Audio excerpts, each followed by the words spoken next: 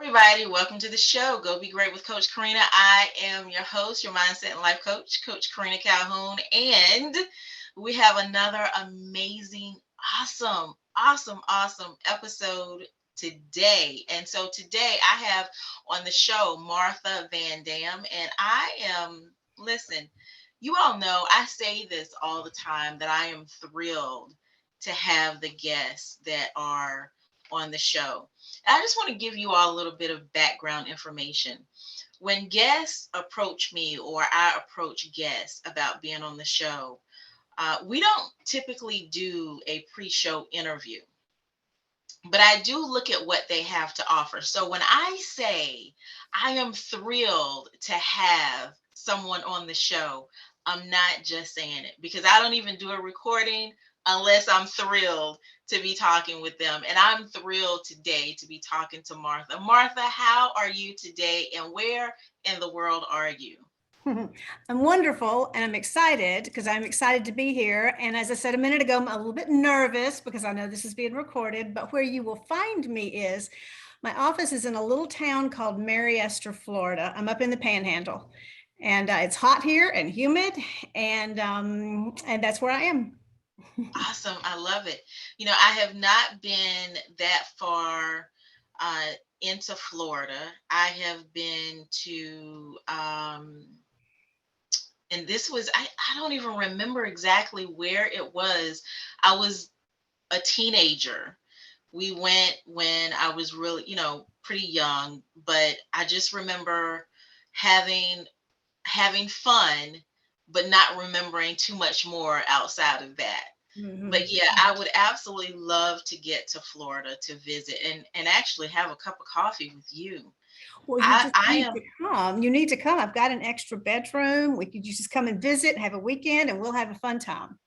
absolutely. I'm going to take you up on that offer. So Martha, I am really intrigued by the topic that you're going to be talking about today. And just to give everyone a little background information, Martha and I met on LinkedIn.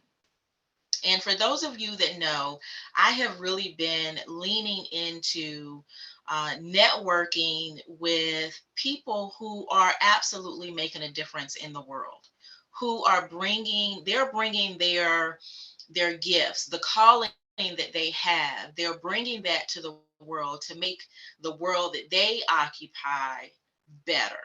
And so Martha and I met on LinkedIn, and we immediately had the most authentic conversation. It was not about me pitching to her or her pitching to me. We literally just had a conversation almost as if we had known each other for years and we were just picking up a conversation. Martha, what do you think about that? What were your thoughts, during that initial conversation? It was pretty amazing how that worked out. And as you're saying it just now, it made me think, okay, it's because we're two women and we started talking over just common ground, part business common ground, and then just part the fact that as women, we have some things that are the same that we all Mhm. deal with. And of course, this topic is about this type of breast cancer. Well, every woman on the planet is at least at risk for developing breast cancer because we're women and because we have breasts and Mhm. because it's genetics. Mhm. So we Mhm. we immediately, I think, and I also think we bonded over a little bit of understanding of this is not okay for this Mhm. particular type of cancer to for us not to get the knowledge out to women. Women need to know, and I think we both felt strongly about, yeah, women need to know about this. Mhm. Mhm. And one thing I don't remember if I disclosed this to you at that time, but and I understand that this is a different dynamic, but my dad passed of cancer, prostate cancer back in 2018. And Mm. so, just knowing someone that close to me that did, you know, pass from a disease, a Mm-hmm. cancerous disease, Mm-hmm. especially something that attacks a specific gender, Mm-hmm.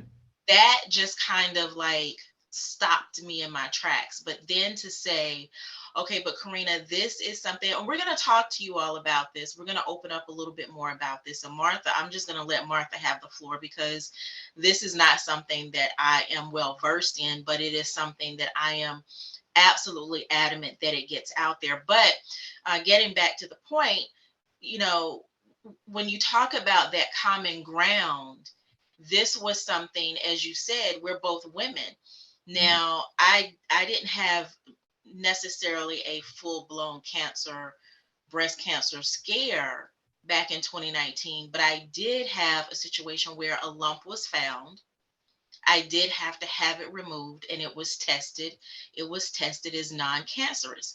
So when you say these things, like I said, my dad having passed from a cancer that specific to gender, but then me having to have a lump removed, so these things really open up your perspective in a completely different way. So Martha, let's just go ahead and talk about what is this cancer, this breast cancer that you have been advocating for women for, because it's not normal. It's not something that you hear about. I had never heard about it before you brought it to my attention.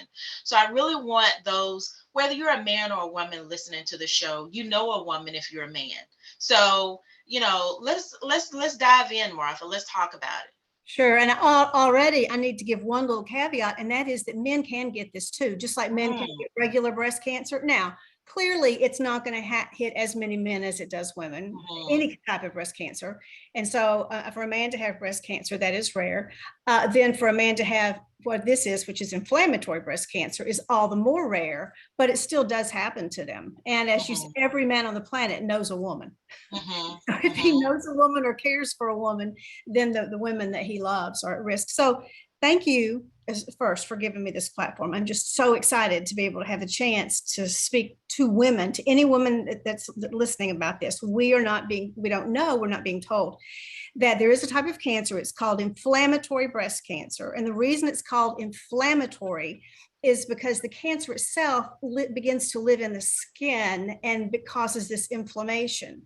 And what we tend to understand, and to a degree this is true, it's just not the whole truth. We tend to understand that breast cancer comes with lumps, that you can catch it on a mammogram. Well, inflammatory breast cancer is different, and this is why it's so important for us to know.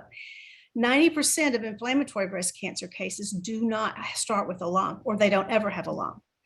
And so that business of do your self checks, yes, we want to do our self checks, but that's not enough. Inflammatory breast cancer tends to show up with a change in the breast. And I'm just going to list off some things that often happen, but very often it's not, you don't get all of these symptoms. So like a pink, when I had it, I just looked down one morning when I was getting dressed and saw a pinkness. The underside of my breast was pink, and it was a light pink. It wasn't like dark. It really was like I'd been outside in the sun a little bit. And I promise you, I hadn't been outside naked in the sun to get sun on my boob, right? And but that's all that showed up. Some women end up with a real swollen breast, or the skin gets real tight to the point that it has little, they call it peau d'orange, skin. It means skin of orange. Orange skin has those little dimples all in it. That can happen to a woman's breast. The nipple can get inverted a little bit, or it can begin to ooze. It can itch, it can burn, it can easily get bruised. So and very, very often it's mistaken early on for a mastitis. This particular cancer is bad to hit women when they're pregnant, or they've just delivered, when the hormones are really high. And so since very often women have just been nursing, or they're nursing, the doctors immediately will look at it. It's swollen, it's red, it's hot, put you on antibiotics and send you home. And the really frightening thing I think I mentioned to you the other day is the researchers do not know what inflammatory breast cancer looks like at stage 1 or at stage 2. It is unrecognizable until stage 3B.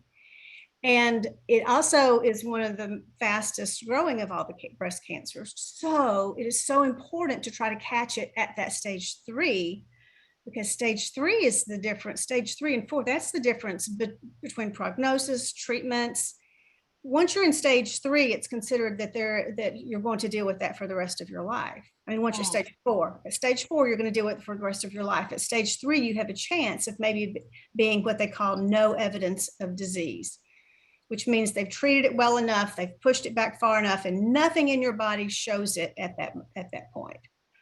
Wow. So you've mentioned that you found it and it was a light pink color. So let's dive into it. Let's talk about your specific experience, because sometimes you have advocates that, like in my case, if I were to advocate for prostate cancer, of course, I've never had it. It's because someone I love had it. Sure. But you've actually experienced this. So let's talk about when you woke up that morning and noticed it, and then, take us through that entire situation. All right. So I did wake up. Like I said, I was getting dressed. I looked down, and coming up from the underside of my one breast was this pink color. I noticed it, and I didn't think much of it at first. It just was a little different color, but not that big of a deal. That night, when I got changed again, I undressed and looked, and it was still there.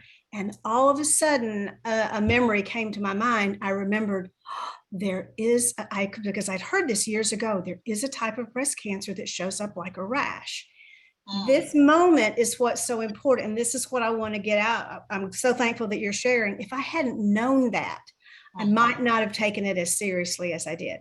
So that Friday evening, when I was getting undressed and I saw it again and realized, oh my goodness, could it be that other type of breast cancer that I have heard about? And I went to Dr. Google, which of course I shouldn't have done, because, you find out all kinds of scary things. I say I shouldn't have, but then I also found out enough to tell me, take this seriously. Monday morning, I called my doctor and said to her, I need to get in. I need to get checked. I think I might have inflammatory breast cancer. I mean, I just laid it out. Then when I called her, she got me in immediately for an ultrasound and mammogram. And of course, the issue is that inflammatory breast cancer doesn't show up on a mammogram. So actually, when I went in a few days later, after we got the appointment, I went in and had the mammogram. By this point in time, I knew a lot. And when that mammogram came up as clear, I knew I was in trouble. It was the strangest thing. It didn't settle me. It was like, oh no, that's bad, because inflammatory doesn't show up on the mammogram. What they did find was they found a lump under my arm in the lymph node. By stage 3, it had traveled outside the breast, and it was close by. It was in the lymph node. And inflammatory breast cancer almost always goes to the lymph nodes. So they scheduled, the only way then to really check further is they scheduled a MRI and then scheduled surgical biopsies, which is when they do put you to sleep. They went in, they took out the lump under my arm, and they take a little slice out of the pink part of their breast. And that was on a Thursday, and a Monday when I went back, they had just found out that, that's one of those things you don't ever forget when the doctor says it is malignant. That goes into you like a hot knife of some sort. And within a week, they were hopping then when they realized what it was, because this is when I say time is of the essence. In some breast cancers, they'll tell you it's a slow moving cancer. You don't have to worry about it. Even my gynecologist had been diagnosed with breast cancer, and it was right before she was going to take a family vacation on a cruise, and they had just all went on the cruise anyway. Well, you can do that with certain types of cancers that are slow growing, but with cancers that are fast growing, you don't have time. And so within a week, they were doing a surgical procedure to put in a little port so that all my chemo could go through the port. And a few days after that, I was starting treatment. And so treatment for inflammatory breast cancer is always, and this can be a place, if the doctors don't know what they're doing, this can create trouble, but best treatment is your chemotherapy first, and then surgery, and then radiation. At least for stage 3, it's always in that order. I guess another thing that women need to understand is that doctors aren't really well versed on it, because it's not. So they say 1 to 4% of all breast cancers are inflammatory breast cancer. The issue with coming up with a number like that is that, like other diseases get an ICD-10 code that That's how they Mhm. code all the diseases. You go to the doctor, you get strep throat, they put a little code down for it. Mhm. Mhm. So then if you or I, as a researcher, we want to go in to research how many people in Florida or Texas or Virginia are having strep throat, we just punch in that code and we get all kinds of numbers. Inflammatory breast cancer does not have its own code. It just gets coded as a breast cancer. And then the doctor has to later in notes note that it was inflammatory in type. But if you and I want to figure out what are the numbers, are they different in different parts of the country? It's a lot harder to track because there's no code. So when we Wow. say it's 1 to 4%, okay, maybe, but maybe it's actually more than that. I know 4 other women in my little area, my little town that have had it. Mm. Not a big town. Mm. So who knows? Another issue is since it's considered to be a cancer that doesn't happen as frequently, then it doesn't get the research dollars. Mhm. So that makes it harder to gain more information because there's not the research dollars there. Mhm. So it's not taught real well in medical schools. My understanding is in the medical books, there's like about a paragraph on inflammatory breast cancer. The doctors have a lot going on. They're not going to remember that one paragraph real well unless they've come upon it in other circumstances. Mhm. So I guess a piece of this is my message to women is if there's something going on with your breast, something changes, something doesn't feel right, get to a doctor. And Mhm. if your answer isn't really, really solid and you don't feel really good about it and you still iffy about, yeah, this just doesn't feel right, keep pushing until you get answers that are solid. So, Martha, let me ask you this question. If someone, they see that there is a change in their breast, one or both, um, and they reach out to their physician and say, "Hey, I'd like to be seen and get this tested," but then they're given some type of maybe antibiotic, something of that nature, and then sent on their way, what are the steps that they would need to take to push back? And one of the reasons why I want to really bring this to the forefront, and you and I talked about this, is that there is, this is widely known that there are um, disparaging numbers when it comes to women of color Mm-hmm. being treated medically. And Mm-hmm. so I want to make sure we have a step by step framework of what really needs to be done so that you are your best advocate when you go to that physician, if for whatever reason you are in an area that you experience this. And and certainly this is not just for women of color, but we still want to make sure we identify that as an issue in this so that we don't just look and say, oh, it's a rash, oh, it'll go away, or I went to the doctor and they said, no, it's okay. And then you find out weeks later that, it's actually It's not. detrimental. Yeah. And you and I talked about this the other day. Yes, women of color have disproportionate numbers of breast cancer and less good results, but also women of color have higher than white women this diagnosis.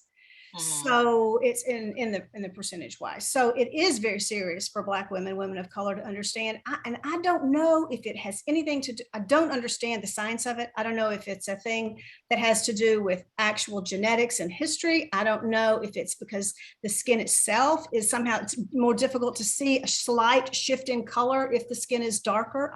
I don't know, but I know it's serious. So I would say the number one thing is we as women have got to be able, when we question something, to dig in inside and grab some strength from inside and speak what we're questioning, not Yes. not just say. So the doctor says, honey, we're going to give you an antibiotic, this will be okay, I've seen this a million times, you'll be all right.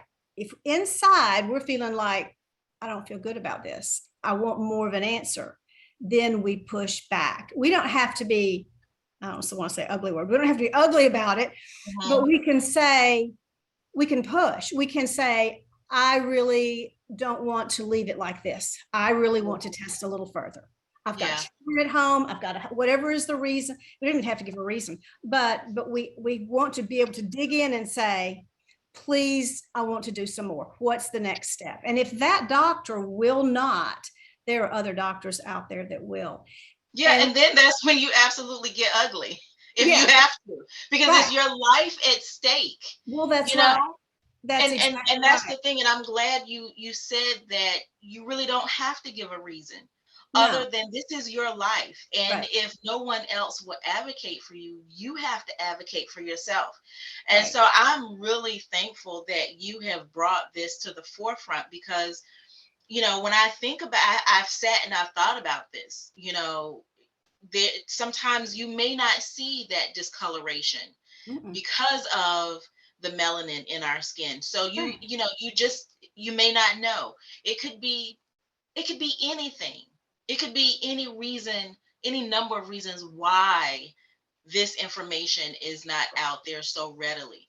Mm-hmm. You see a lot of the pink ribbons, Yes, but when do we see the ribbon for this particular, right. you know, It actually um, has one. It actually does have a ribbon, but you're okay, right. We don't see it. what color is that?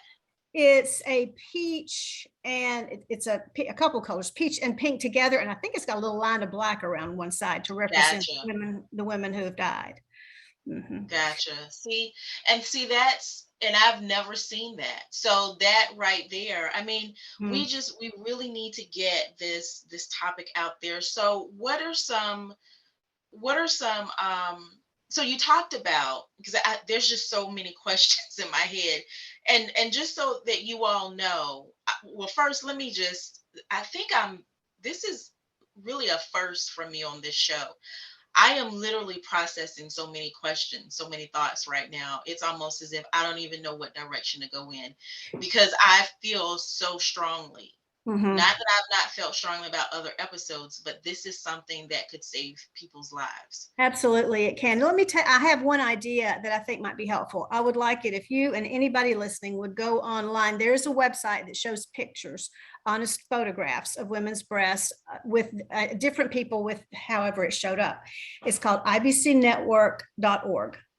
Mm, IBC for inflammatory breast cancer, ibcnetwork.org. If you'll go on that website, there's a section on there with pictures, or you can just Google inflammatory breast cancer photos and you will get pictures. What's important to remember is that where one woman's breast may be swollen, another woman's breast may be red, and another woman's breast, the nipple may be inverted. So we don't look at them, at any of them, and think, oh, if it's not an inverted nipple, it's not that. Mine never got inverted. I didn't end up a lot with that peau d'orange skin. I did end up with heavy. I realized pretty early on that one breast feels heavier than the other one, and it was a little larger, so it was swollen. So, but I think that would be helpful if we had more of the pictures in our head of what this actually could yeah. look like. Therefore, if it happens to us, we're not so caught off guard. I noticed this in my own when I would go to get the radiation and then the radiation checks afterwards. Big sign on the wall: what to check for, to watch for breast cancer. And it's not these symptoms. Mm, It's the lump mostly. And so, and I will in October, we'll have breast cancer awareness. Watch for the things that you see that tell us what to look for. You won't see a lot of these things that I'm telling you. The change, the redness, the inverted nipple, the leaking. You won't see that listed in the lists of things to look for too often. Itchy, hurt, painful, bruise easily. So if we and have this in our head, then if it mhm. happens to us, we're more likely to go, wait, could it be? And we're more likely to get in.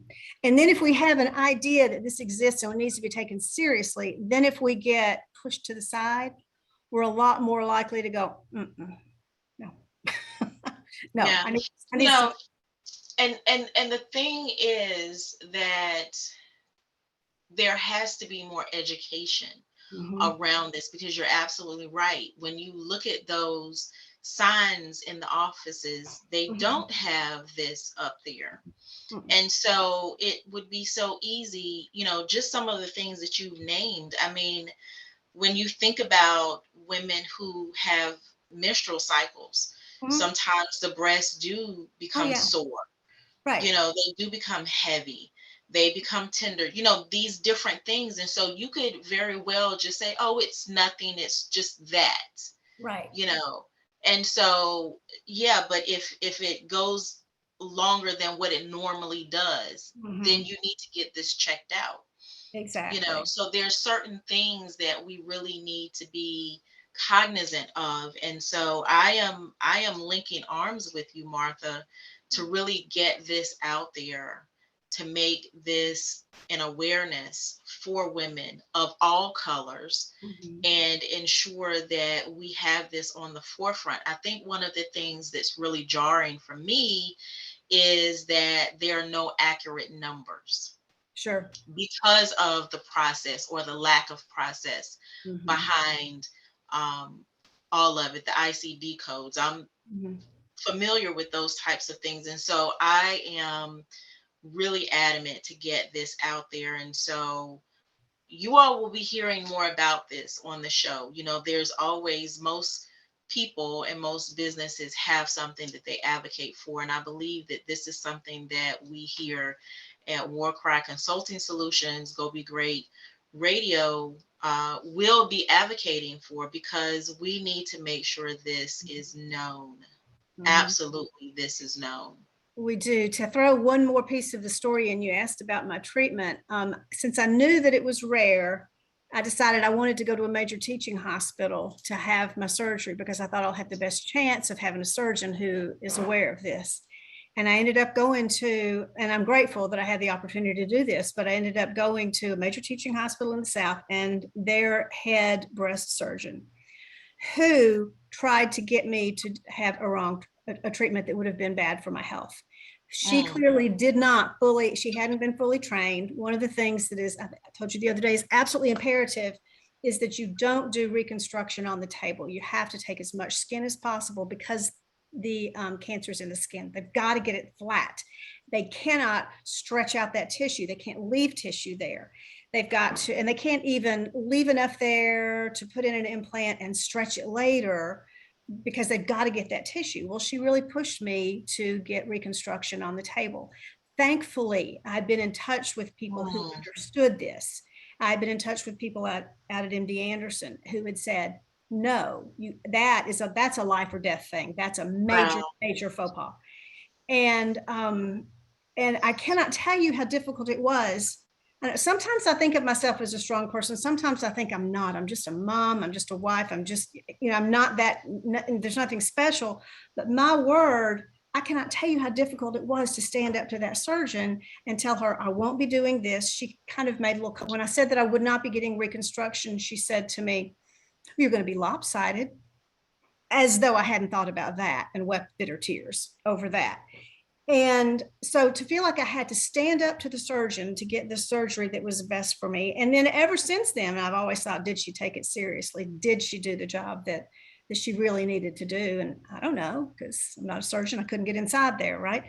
But it took, I don't know where the strength came from, but just to stand up to her on several occasions. There were every time I left her office, I left in tears, because I was already upset with what was having to happen anyway, and I was having to fight to get it done and get it done correctly. So, so there are three that I know of major hospitals in our country that do tons of research on IBC. And they are the best places to go for questions, or even if you can go get treatment. One, of course, is MD Anderson. Everybody's heard of MD Anderson out in Houston, but they have a designated IBC clinic where research and treatment is done. They do it at Dana-Farber in Boston, and they do it at Duke in Raleigh-Durham, North Carolina. Mhm. Okay. So any of those, and I was in touch with people at MD Anderson. I knew what the protocol was that needed to be for treatment. My doctors went along with exactly that protocol, so I knew I was in good hands. I did not go out to MD Anderson. If it should come back, I will be going out to MD Anderson because they're just the best. Um, Mhm. but if I were going to do anything differently, and this is odd to say, I absolutely love my treatment. I love my doctors. I'm sure they saved my life. looking back, if I were going to do anything, I would have found a way to get out to MD Anderson, just because then I know that nothing could have gotten by past them. So, and I understand too that not everybody has that kind of accessibility, but we can pick up the phone, we can get online, and we can research. All that information's out there. The MD Anderson information is out there of best practices and good protocol. Yeah, definitely. So, Martha, if someone needs to talk this through, maybe they have a situation that's come up and they're potentially dealing with this, or they just want more information, they want to link arms with you to help bring awareness, whatever the case, how can any of us get in touch with you? Sure. My email address is info@marthavandam.com. So that's simple for that. Anybody can get in touch with me there. Also, if they would go on ibcnetwork.org, they will find there is an organization out there for women who are dealing with this cancer. And the woman who heads that organization, her name is Terry Lynn Arnold. She's been working that organization for, I don't know how many years. I'm guessing 13, 14, but I may be completely off base. But tons of information there. And she has all kinds of contacts as well with places like MD Anderson, Duke, Dana-Farber, with doctoral level people who can talk over things like symptoms and treatments. And this is what my doctor is suggesting. Does this go along with MD Anderson's protocol? She has all kinds of contacts that can give fabulous information. One thing I want to, yeah, absolutely. One thing I want to just kind of loop back on is you mentioned the surgeon saying, you should absolutely do the reconstruction piece while on the table, and you felt like, you really had to fight for your life, honestly, is what I hear. Yeah. But fight the person that was supposed to help save your life. Right. And the response was, it is absolutely mind-blowing that, we are women, not because of, I don't really know how to say this in the most, I guess, politically correct way, but we are women. We were born as women. Yes. And we should not be diminished because of breasts. Right. That's not what makes us a woman. No. And so to put the idea of how you look above, absolutely above your health, excuse me, is absolutely mind-blowing to me. But the even to take it even further is that this was another woman that said it to a woman. Right. So much in there, just so much in that one conversation. Just absolutely, do not be bullied into appearance at the risk of your own life because of someone else's inadequate knowledge. Absolutely. Absolutely. And Terry Arnold that I mentioned with ibcnetwork.org, she has created a medical, where the classes that the doctors have, continuing education. She's created a continuing education course that is specifically for teaching about inflammatory breast cancer, and it's free and it's out there for any physician to take it. Her point is to try to get physicians to have this course just so that they have some understanding. I have been in touch with her about my surgeon, and she said she would get in touch with that hospital and try to make contact with her and see if she couldn't get out there to teach that course, because clearly they didn't have the knowledge they need.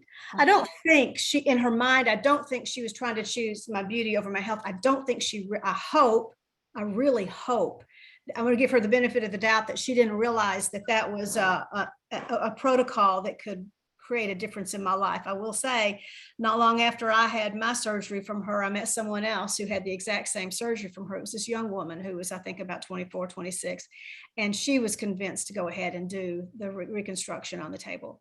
As far as I know, she's still fine, But I kept thinking she wasn't young. She was young. She wasn't old enough to feel like, wait a minute, I don't have to do what you say. I can think for myself. And she did get talked into it. And I will admit, it is hard to walk away from breast surgery and have an amputation and not have that breast. I will admit that is incredibly difficult. But like you said, it's a life or death thing, not a how pretty are you thing.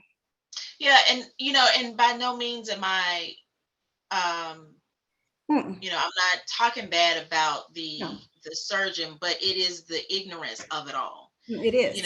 You've got to be able to be, we're trusting you. We are entrusting our lives with you. Mhm. So there is additional information that you need to have, but to speak up like that, and I mean, that just, I appreciate what you're saying, Mhm. Martha, but I just believe, and especially if she's convinced someone or whomever on her Yeah. team is convinced someone else of the Mhm. same exact thing, that to me, that is just, got to do better. Got Got to to do do better. better. Got to do better. Exactly. We got to do better. That's exactly it. And as far as sticking together as women, I think that's a place we can do better Yeah. too. And that's what you're doing. You're getting that word out to women so we can do better. Absolutely. Well, Martha, thank you so very much for being on the show today. I absolutely appreciate this. And thank you so much for the fight that you are bringing to the world on behalf of women, the information, the knowledge that you're bringing. So, are there any last words of wisdom that you want to leave with everyone? Yes, and that is that, and you heard this when your dad got the diagnosis, and you thought about it when you were waiting on the results for yours. But getting that diagnosis of cancer, it's just quite terrifying. And so, what I want to say is, there is life. There can be life after cancer. Really awesome life after cancer. It doesn't have to steal your joy. It doesn't have to steal your fire. It doesn't have to steal your pleasure in life. And Wow.